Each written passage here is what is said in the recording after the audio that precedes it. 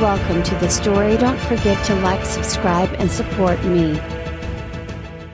Dr. Ethan Drake crouched low in the dimly lit cave, the only light coming from the thin beam of his headlamp. The air smelled of wet earth, metallic and damp, mixed with the faint odor of decaying vegetation. He held a small, metallic device in his hand, scanning the strange formations that dotted the cave walls. His heart pounded with anticipation, the quiet thrill of discovery humming through his veins. "This has to be it," he whispered to himself, adjusting his grip on the scanner. The readings were like nothing he'd seen before. No known organism has this kind of biological signature. The planet, isolated on the far edge of the star system, was rich in life forms unknown to the rest of humanity. Sent here by the Central Galactic Science Coalition to research and document these alien species, Ethan had always known there was something different about this world. But even he hadn't expected to stumble upon something so extraordinary. Suddenly, the scanner beeped as sharp and insistent. Ethan's pulse quickened. He turned slowly toward the source of the signal, his eyes narrowing at a dark, web-like structure nestled in a crevice between two massive rocks. It was nearly invisible, its strands shimmering faintly when the light from his headlamp caught them at just the right angle. "Gotcha," he muttered, stepping forward. As he moved closer, a small, spider-like creature darted out from the center of the web. Ethan froze, instinctively holding his breath. The creature was unlike anything he'd seen. Its legs were long and spindly, its body covered in a glossy black exoskeleton. It stared at him, its 8 red eyes glowing eerily in the darkness. Before Ethan could react, the creature leapt at him with astonishing speed. He barely had time to flinch before it latched onto his wrist, its tiny legs clinging tightly to his skin. He tried to shake it off, but it was too late. The creature's body seemed to melt into his skin, disappearing as if it had been absorbed. Ethan stumbled back, his mind reeling. What the hell just happened? His wrist tingled, and then a sharp, burning sensation shot up his arm. He gritted his teeth, dropping the scanner as he clutched his forearm. The pain intensified, spreading through his veins like wildfire, and for a moment, he thought he was going to pass out. But then, just as quickly as it had come, the pain subsided. Ethan gasped, his breath ragged. He staggered to his feet, his eyes wide with disbelief. His wrist looked normal, unmarked, as if nothing had happened. But something was different. He could feel it. The cave seemed brighter now, the details of the rocks and the formations more vivid. His senses were sharper, more attuned. Even the air tasted different, more metallic. His body felt lighter, stronger, more agile than it had ever been. What the hell was this thing? Ethan knew he should head back to the base and report the incident, but a part of him hesitated. This was the discovery of a lifetime. Whatever that creature was, it had given him something extraordinary. He flexed his fingers, feeling the power coursing through him. His grip felt stronger, more controlled. He clenched his fist, watching the muscles in his arm ripple beneath his skin, more defined than ever before. Whatever the creature had done to him, he wasn't the same man who had walked into this cave. And then the thought crept into his mind, unbidden, but undeniable. What else can I do now? Ethan returned to the base under the cover of darkness. The facility, hidden deep within the planet's jungle, was designed to be a low-profile research station, avoiding any attention from the more hostile inhabitants of the planet. As the doors slid shut behind him, he made a beeline for his private lab. His mind was racing. He couldn't shake the feeling that the creature had fundamentally changed him. He had to know more. He began running tests on him: for blood work, tissue samples, neurological scans. The results were shocking. His muscle density had increased by nearly 20%. His reaction time had doubled. His eyesight had improved, as had his sense of smell and hearing. It was as if every aspect of his biology had been enhanced. But the most disturbing discovery was the presence of foreign DNA interwoven with his own. The parasite had integrated itself into his genetic structure, altering his very being. Ethan stared at the data, a mixture of awe and dread settling in his chest. He had always dreamed of finding something that could revolutionize human biology, something that could push humanity beyond its natural limits. But these a broken bar, this was something else entirely. He flexed his fingers again, watching the way his skin shifted subtly, almost imperceptibly. The changes were happening faster than he had anticipated. I need more time, he thought, pacing the lab. He wasn't ready to share this discovery, not yet. The implications were too great. If the coalition found out, they would take over, and the parasite would be out of his control. But then, just as he began to formulate a plan, the alarms blared. Ethan froze, his heart pounding in his chest. The lights flickered, and a computerized voice echoed through the facility. Warning: unauthorized entry detected. All personnel, report to the safe zone. Ethan's mind raced. The base was supposed to be secure. There was no way anyone could have breached it without setting off the early detection systems. Unless his blood ran cold. He knew who it was. The Zathari, the alien race, had been scouring this sector of space for years. Known for their brutal conquests and insatiable hunger for power. They had long coveted the resources of this planet, and now it seemed they had finally made their move. Ethan grabbed his research notes, stuffing them into his bag. There was no time to lose. If the Zathari got their hands on the parasite, they would weaponize it, turning it into a tool of destruction. The ground shook as explosions echoed in the distance. Ethan ran through the corridors, his enhanced speed allowing him to outpace the other scientists scrambling for the safe zone. He needed to get out now. But as he reached the exit, he hesitated. The parasite, he couldn't leave it behind. If the Zathari found the cave, they would take it for themselves, and the consequences would be catastrophic. Ethan turned on his heel, heading back toward the cave.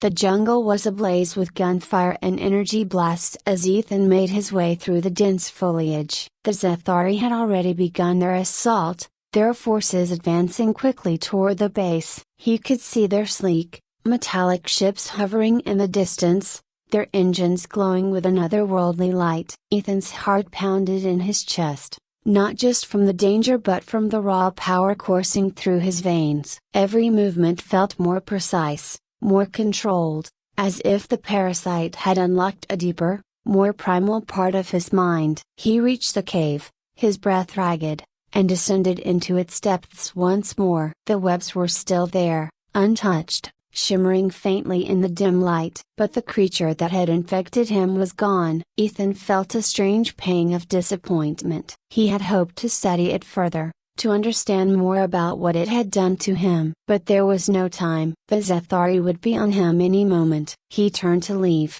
but then, out of the corner of his eye, he saw movement. A Zathari soldier, clad in sleek, black armor, stood at the mouth of the cave, its glowing blue eyes locked onto him. Behind it, more soldiers emerged, their weapons raised, ready to strike. Ethan's mind raced. He had no way to fight them off, not without revealing what he had become. But then, almost instinctively, his body reacted. Before he even realized what was happening, Ethan leapt into the air, his enhanced strength propelling him upward. His hands shot out, and to his astonishment, he clung to the cave wall, his fingers digging into the rock with ease. The Zathari fired, but Ethan was already on the move, scurrying along the wall like a spider, dodging their blasts with terrifying agility. His mind was a whirlwind of confusion and exhilaration. The parasite had given him more power than he had imagined, a power that was now surging uncontrollably through him. With a sudden burst of speed, Ethan launched himself from the wall, landing behind the Zathari soldiers. He moved without thinking, his body acting on instinct. In a blur of motion, he dispatched the first soldier with a single, powerful strike to the neck. The second soldier fell just as quickly, his weapon clattering to the ground as Ethan tore through him with frightening precision. He stood over their bodies, breathing heavily, his heart racing with adrenaline. But as the rush of battle faded, A sinking feeling crept into his chest. What had he just done? Ethan stared down at the Zethari soldiers he had just killed. The blood on his hands felt thick and warm, but it was his shaking fingers that disturbed him the most. He hadn't just killed a mech, he'd torn through them, his actions fueled by something far more primal than strategy or self-defense. He wasn't himself anymore, not completely. The parasite's influence was growing, slipping into his mind, guiding his movements with a sharp and deadly instinct. Wiping his hands against his pants, he felt the urge to flee, to run as far as he could from the Zethari, from the base, from everything that could provoke this thing inside him. But there was no time to reflect. More of the alien soldiers would soon follow, and his position was no longer secure. He moved quickly through the cave, his thoughts scattered between the immediate threat of the Zethari and the battle he was now waging internally. The parasite, once a scientific marvel to him, was becoming more than a tool. It was becoming part of him, and it craved control. Every movement, every decision, seemed to stem from the ever-growing spider-like instincts that simmered beneath the surface. He didn't want to admit it, but he could feel the hunger gnawing at him. The distant explosions and the sounds of battle continued to echo through the jungle as he made his way back to the base. The facility was in ruins now, large sections of the perimeter broken down and smoking from the relentless assault. He saw the bodies of his colleagues strewn about, some caught mid-escape, others gunned down while defending the last vestiges of their research. Ethan's chest tightened as guilt weighed heavily on him. He should have been here, helping them. But instead, he was hiding in caves, battling his own monstrous transformation. The power coursing through him, it could have saved them. Yet the fear of what he was becoming had held him back. As he reached the facility, he caught sight of a group of survivors holed up near a bunker entrance. They were trapped, pinned down by Zethari forces that had set up a perimeter. Without thinking, Ethan moved toward them, his body reacting before his mind could catch up. He sprinted low and fast across the scorched ground, moving like a shadow through the wreckage. In the blink of an eye, he was among the Zethari soldiers, striking with the same terrifying precision as before. His hands stronger and quicker than any human's, snapped necks, crushed weapons, and disabled them with brutal efficiency. When the last soldier fell, the surviving scientists emerged from their cover, their eyes wide with fear and confusion. "Ethan!" one of them whispered, recognizing him. "How did you?"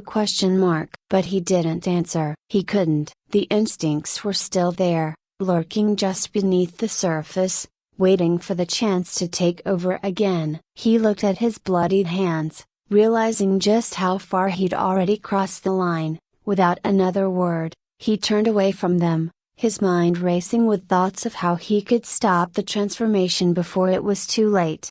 The survivors watched him go, too stunned to follow. As Ethan moved deeper into the jungle, he could feel the parasite's influence growing. It wasn't just enhancing his physical abilities anymore, it was altering his thoughts, pushing him toward darker, more violent impulses. His mind kept flashing back to the way he had killed those soldiers, to the ease with which he had dispatched them. Part of him felt disgusted, but another part, the part growing more dominant with each passing memento, felt something disturbingly close to satisfaction. He didn't know how much longer he could hold on. The Zethari were relentless in their pursuit. Even as he fled from the base, their ships scoured the skies, hunting for any survivors. He could hear the faint whir of their drones in the distance, scanning the jungle for signs of human life. Ethan knew he couldn't stay hidden forever. Eventually, they would find him, and when they did, he wasn't sure who or what he would be. It wasn't long before they caught up to him. As Ethan made his way through a thick patch of trees,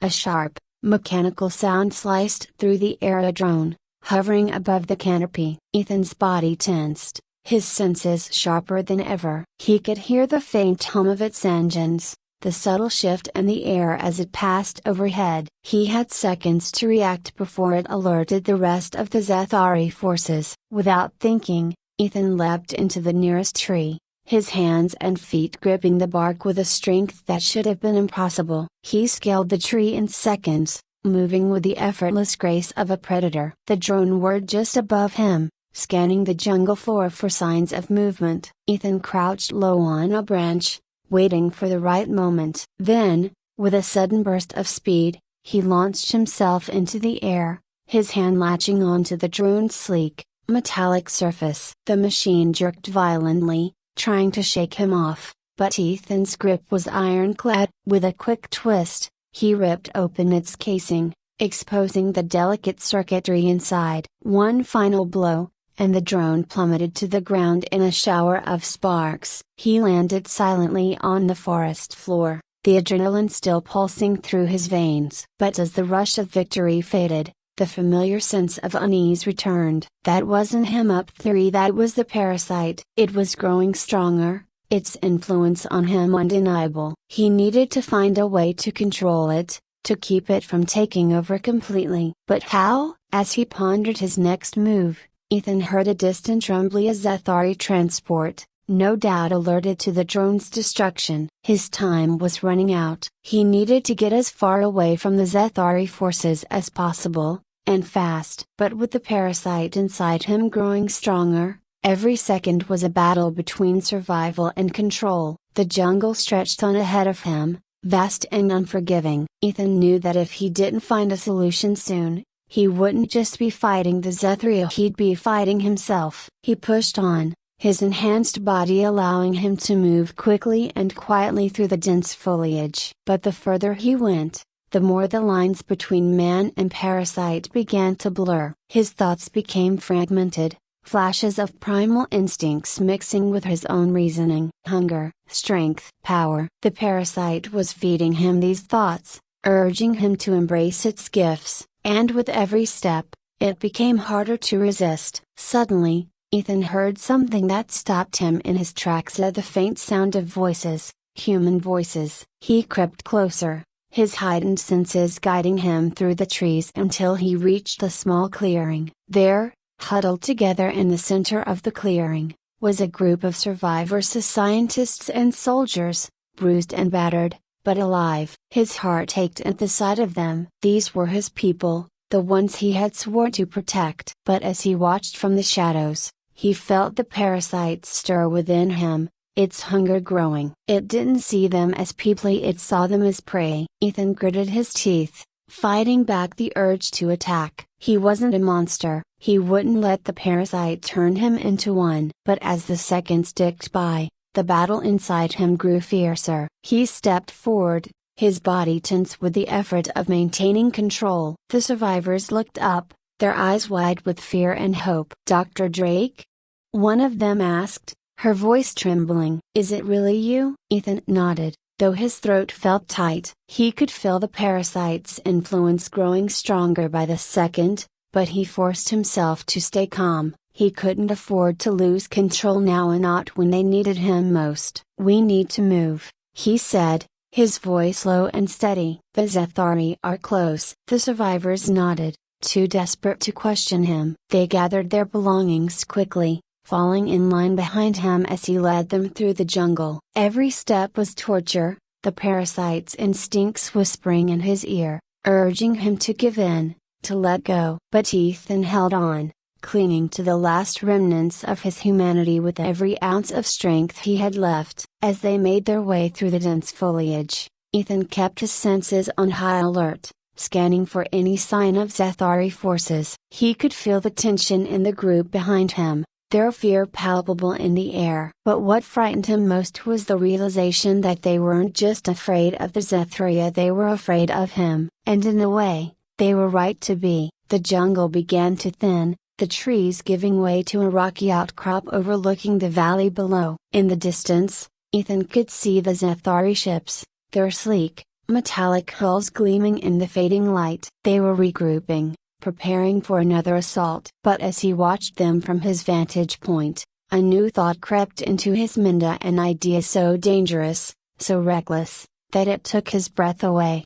What if he didn't fight the parasite? What if he let it take over, just for a little while? He could use its power to take down the Zethari, to end this invasion once and for all. The thought was intoxicating, a seductive whisper in the back of his mind. He could feel the parasite's excitement at the prospect, its hunger for violence growing stronger. But at what cost? Ethan clenched his fists, his nails digging into his palms. He couldn't risk it. If he let the parasite take over, there might be no coming back. He would lose himself completely, becoming little more than a mindless creature, driven by instinct and hunger. But if he didn't do something soon, the Zethari would win. They would destroy everything and everyone. Ethan closed his eyes, his mind racing. He had no good options, no clear path forward. But one thing was certain, whatever happened next, he couldn't do it alone. The survivors gathered around him, their eyes filled with a mix of hope and fear. "What do we do now?" one of them asked, her voice barely above a whisper. Ethan opened his eyes, the weight of his decision pressing down on him like a vice. "We fight," he said quietly, his voice laced with determination. "But not like this. Not while I'm still in control." The final battle was coming, and Ethan knew that when it did, he would have to make the hardest choice of his life.